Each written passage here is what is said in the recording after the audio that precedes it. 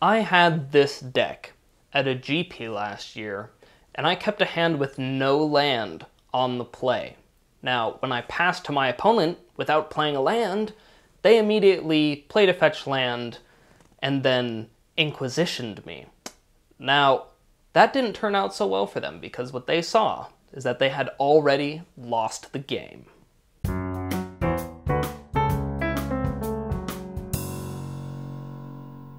This is MTG Degree. It's great to have you guys with me, and today we are doing a deck tech on Modern Blue-Black Mill.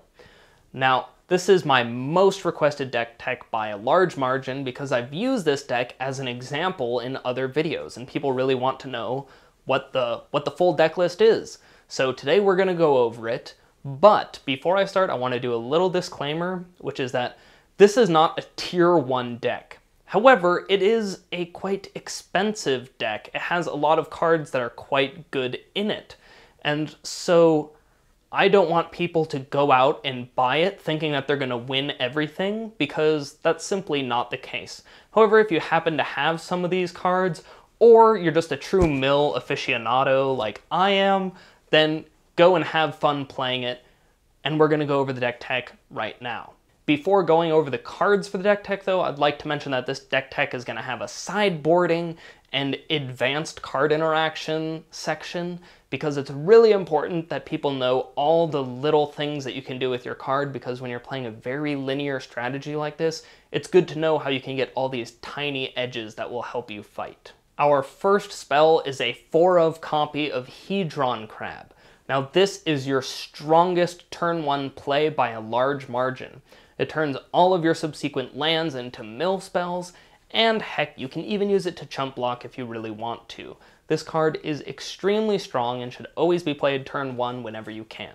Our next card is a 4-of Thought Scour. Now this is a blue cantrip that will keep our card velocity going so we can find the cards that we need, and it still mills your opponent so you can keep on getting with your true goal in life, which is milling your opponent. My personal favorite way to win. The next card is a 3-of Relic of Progenitus. Now this card I've found important to add because the deck needed a few more 1-drops, and it gives you some ability to control their graveyard, which is great. This has helped me fight against Dredge, and it allows you to fight against Snapcasters and Delve, so it's very important that you be able to control your opponent's graveyard, and this allows you to do that. Our last 1-mana card is a 4-of Visions of Beyond. Now in this deck it functions much like Ancestral Recall, which is a card that I would always love to play in Modern if I could, and sometimes you'll have to play this early just to try to hit a land drop or something, but this is a really amazing way in the mid to late game to just refuel. Our next card is a 4-of Mesmeric Orb. Now this card is extremely powerful. It is the thing you should be playing on turn 2 if you can. If you notice, it says whenever permanent is untapped, so this includes lands. So over the course of a game of Magic, this is going to mill your opponent very heavily. Our next 2-drop is Glimpse the Unthinkable, the strongest 2-mana mill sorcery ever printed. Now, obviously this is pretty fantastic. It mills 1/6 of their deck in a single cast. That is really amazing. The next card in this deck is Breaking and Entering, which is basically Glimpse the Unthinkable's crappy little brother that you don't really want to have around, but you gotta have around. Milling 8 cards is still very respectable, and this card will do that for you. Our first 3-drop is Mind Funeral, which is interestingly a variable strength card. Against people that are playing Affinity or playing Burn that have very few lands, this card is very strong. Against something like Jeskai Control, where they have a lot of lands in their deck, this becomes a lot weaker. Our next 3-drop is a 3-of Crypt Incursion. Now you might have noticed that we have no defense in the deck, so you are going to be bleeding out health pretty heavily. Crypt Incursion gives you a huge buffer if you've managed to mill a decent amount of cards, and since most decks in Modern run a decent amount of creatures, this is going to be fairly good against the field. Now our last card is a 4-of Archive Trap, and this is how you manage to win a game where you've kept 0 land. Search effects are extremely common in Modern, especially the fetch lands which just search for another land. Most mana bases have them, and even mana bases that don't have them, most decks still search somehow through their deck for cards that they need. So, this card is very strong against the field. Next, let's take a look at the mana base. Now, I know that this isn't too exciting to you guys in general. However, there are two that I wanted to mention. The first one is Shelldock Isle, which you should try to play as early as possible so that you can use those later turns where you've run out of cards perhaps and just pop that Shelldock Isle and get them with a big mill spell. The other one are the 7 fetch lands in the deck, which work extremely well with Hedron Crab. You can see how ridiculous that is. You just play a land, fetch, they mill 6 cards. If, by some ungodly reason, you have 2 Hedron Crabs out, each fetch land will mill them for 12 cards, which is absolutely absurd, actually.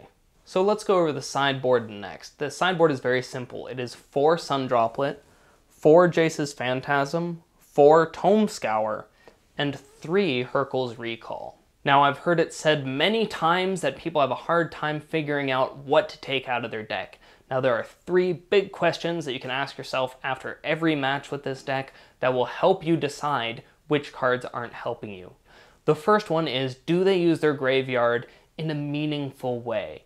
And if the answer is no, then you can easily take out your Relic of Progenitus. It's doing a minimal service for you.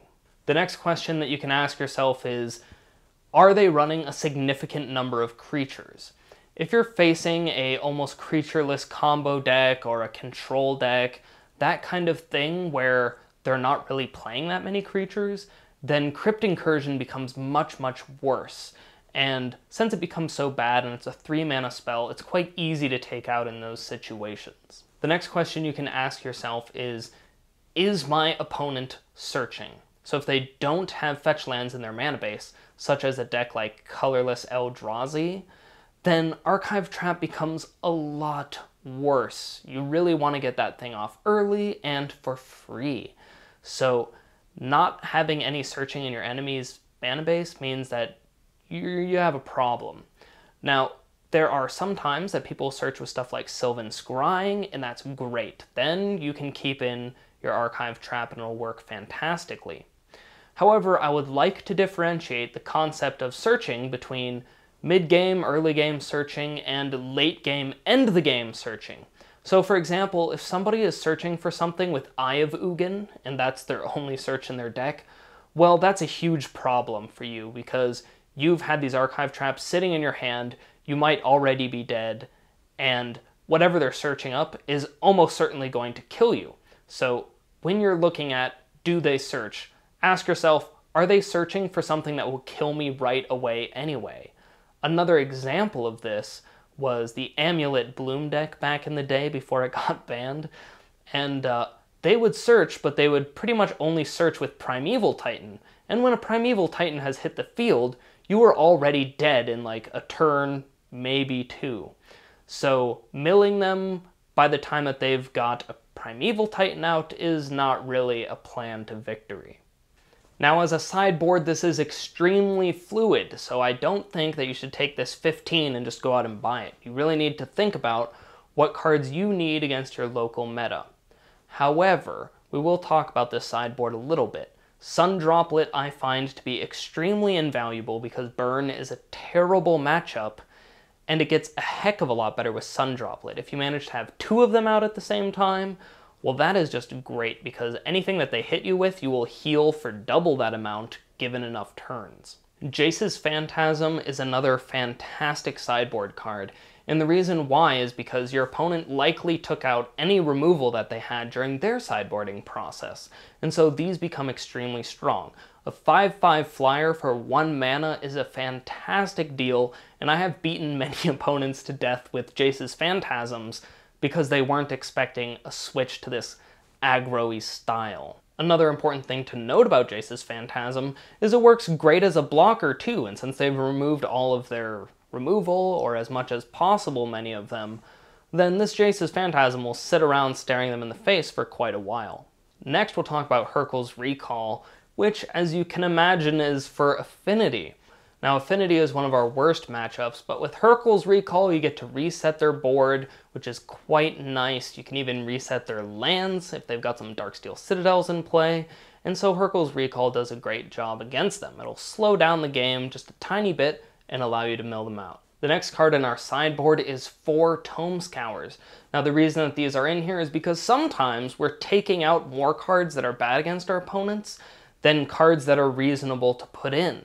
And so Tome Scour allows us to keep our threat density quite high, and it comes out early, which is fantastic. Now I'll give a couple of shout outs to potential sideboard cards that just depend on your meta.